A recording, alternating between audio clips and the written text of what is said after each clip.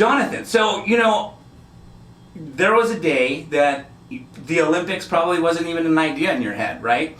And I love kind of hearing the story about whatever you were doing all of a sudden inspired your pursuit to greatness. Do you mind sharing with us how you decided to eventually pursue the Olympics? And I'm going to push this a little closer to you. Yeah. So it was it was like a light switch for me. It was a very black and white moment, like wanting to go to the Olympics and then wanting to go.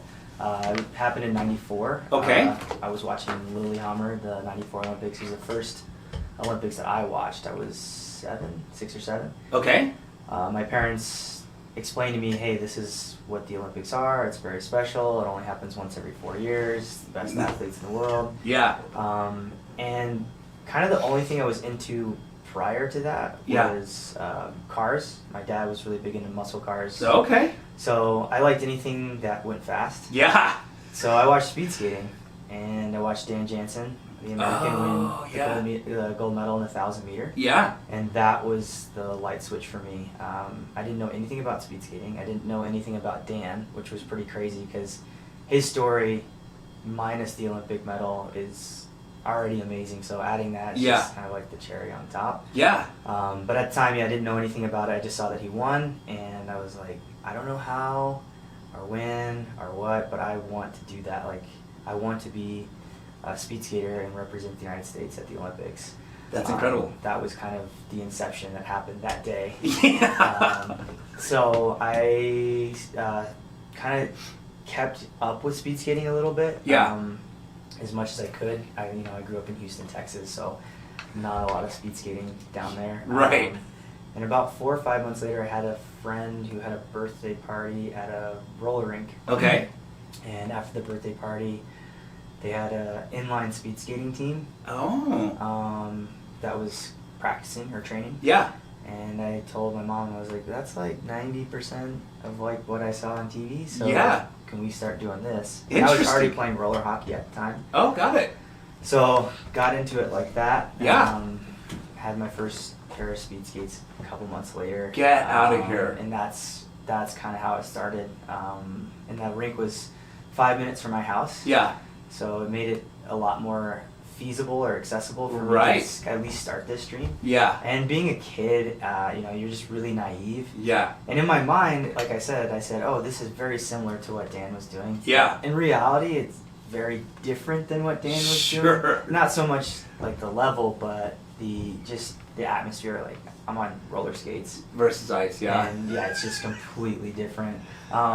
And that's kind of how it started. I did that for 14 years. Wow. Went to the World Championships a few times, got a bronze medal in 2006. And right around that time, the United States Olympic Committee was looking at the results from the 2002 Olympics, a little bit of the 98, 2002, and 2006, and realized that roughly, the vast majority of the medals that were being won by male, female, short track, and long track speed skating Olympics were previous inliners that had made the transition to ice. No way. So they started a program out here in 2007, taking the top 5 males and top 5 females in inline speed skating in the United States. Yeah. And did a 2-year transitional program. Okay. I was part of that first wave of athletes that came over in that specific program. Really?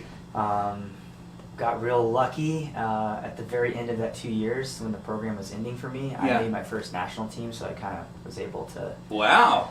Yep. That's actually when me and JR started kind of really skating together full time. Got it. And then a few years after that, this is probably 4 or 5 years after that, maybe 3 years after that, because of political reasons, I ended up switching from short track to long track. Okay.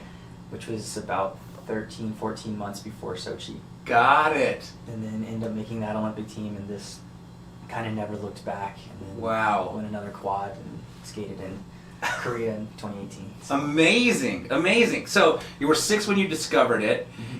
How old were you when you got your first pair?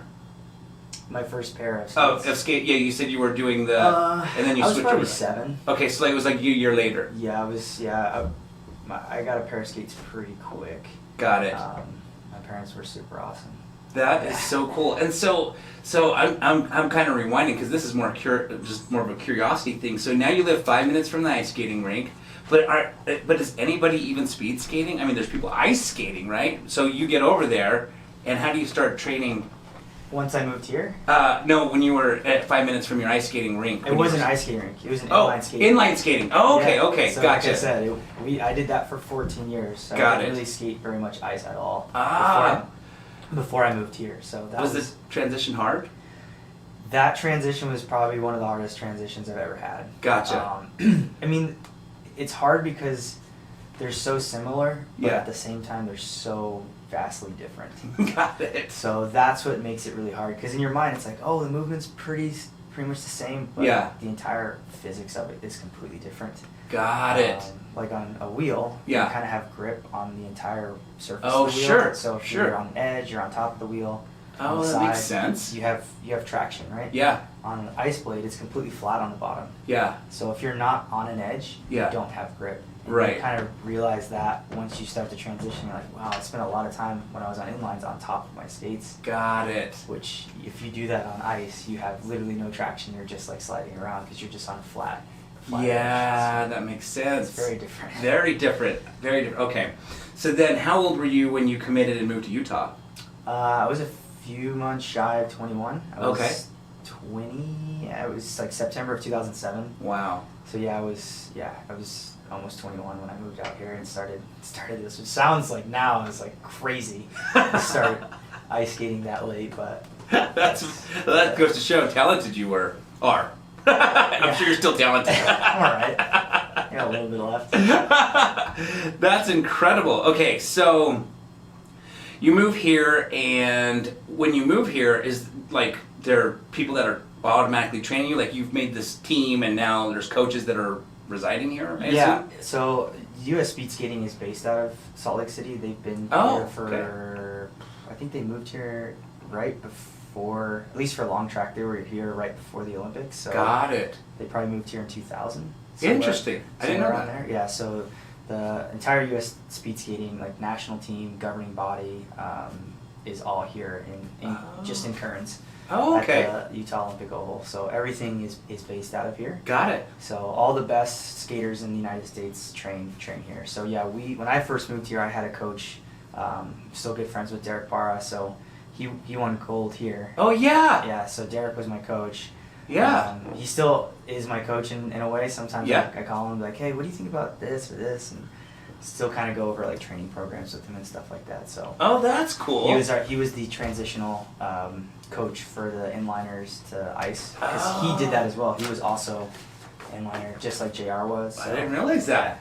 Wow. Is he still involved in any way? Derek Barra? Yeah, he's involved, but he's more general population type involved. He's Got not elite level. He's actually, I think, the director of the Oval now. So, Oh, okay. he works with hockey. He works with figure skating. He does a lot of the planning events that happen at the Oval. Got it. Yeah, so he pretty much runs the Oval now. Okay. Oh, that's cool. Yeah. So before 2000, where did the skating? Where was the headquarters? Well, it's kind of split up before. Okay. So there was a short track national okay. team, and then there was a long track national team, and then on top of that, the headquarters for like the national governing body, the offices, Yeah. they were in Cleveland. The Oh. long trackers, the national team, was in Wisconsin, in Milwaukee. Oh. And then the short trackers trained at the United States Olympic Training Center in Colorado Springs. Oh, so wow. all three Yeah. were in 3 different places, Got it. which logistically makes no sense. Right. So they once it was probably the short trackers got here last. Gotcha. Maybe the short trackers moved here in 2006 or 2007 from Okay. Colorado Springs. Yeah. They moved the program here, and then so since last 13 years, everything short track, long track, national team, and NGB have all been here in Salt Lake. So Got it. Very Yeah. cool. Yeah, that's awesome.